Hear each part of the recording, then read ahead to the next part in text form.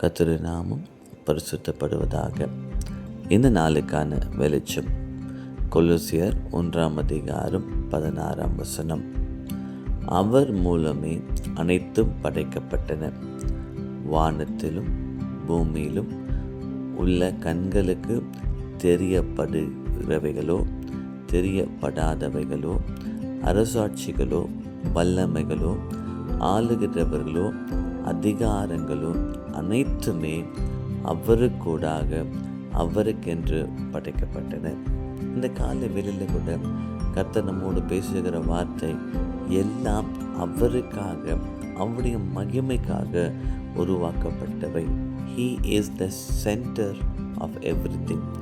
எப்படி நம்முடைய இந்த கிரகங்களில் சூரியன் நடுவிலும் அதை சுற்றி கிரகங்கள் சுற்றி கொண்டிருக்கிறதோ, how the sun is at the center and everything else revolves around it. அதே போல தான் கர்த்தரும் அவர் நம்முடைய வாழ்க்கையிலும் இந்த உலகத்திலும் அவர் நடுவாக இருக்கிறார். அவரை சுற்றி தான் எல்லாம் இயங்கி கொண்டிருக்கிறது. அதை நாம் அறிந்து கொள்வோம் என்றால் நம்முடைய வாழ்க்கையில் வருகிற எல்லா சூழ்நிலையிலும் நம் கர்த்தரை நாம் சார்ந்து வாழ்வோம். 1 சாமுவேல் புஸ்தகத்தில் அன்னாள் என்ற ஒரு ஸ்திரீ இருக்கிறார். அவருக்கு பல வருஷமாய் பிள்ளை இல்லாத நிமித்தம் ரொம்ப வியாகுலத்தோடு சிறுமைப்பட்ட நிலைமையில ஆலயத்தில் வந்து ஜெபிக்கிறார்.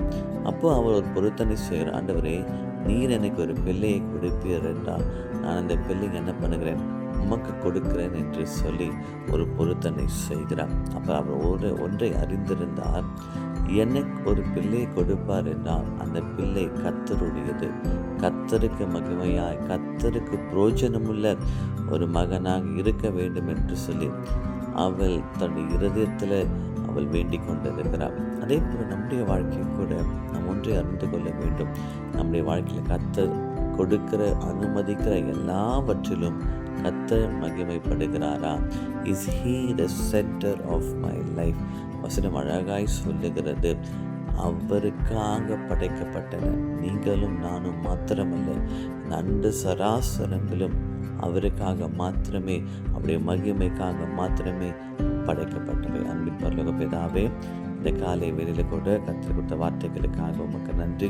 எல்லாம் கர்த்தருக்காக படைக்கப்பட்டவை என்று நாங்கள் அறிந்திருக்கிறோம்.